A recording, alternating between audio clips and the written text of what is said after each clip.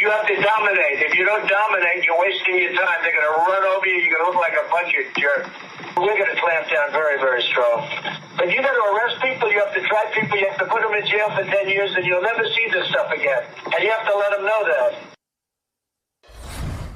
We are very grateful to be joined tonight by the Reverend Marion Edgar Budde, who happens to be the Episcopal Bishop of Washington. Bishop Budde, while we have this conversation, we're going to show our viewers some of the scene, the tableau that unfolded in front of your house of worship today, which all of us, any of us who came to Washington as students for that first summer class trip, those of us who are history buffs and have read about that terrific building and its history, having hosted every president back to James Madison.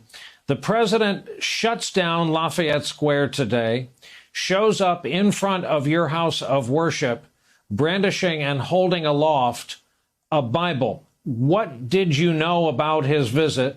When were you informed? And what did you make of it? Thank you for inviting me to be on the show. In answer to your first question, I was not informed. We were given no warning that the president was making his way across the park to St. John's.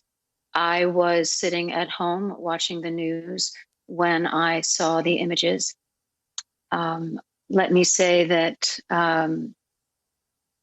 that he held in his hand the most sacred texts of our Jewish and Christian traditions, texts that call upon us to love God and love neighbor, that proclaims every human being to be a beloved child of God, and exhorts us to live lives of peace and justice. And as you saw, as you displayed prior to doing so, he was preceded by a violent clearing of nonviolent protesters to make his way.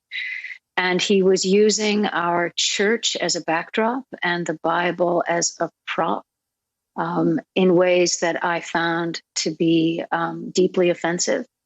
And I felt it immediately necessary for us to disassociate ourselves from his actions and symbols in front of St. John's Church.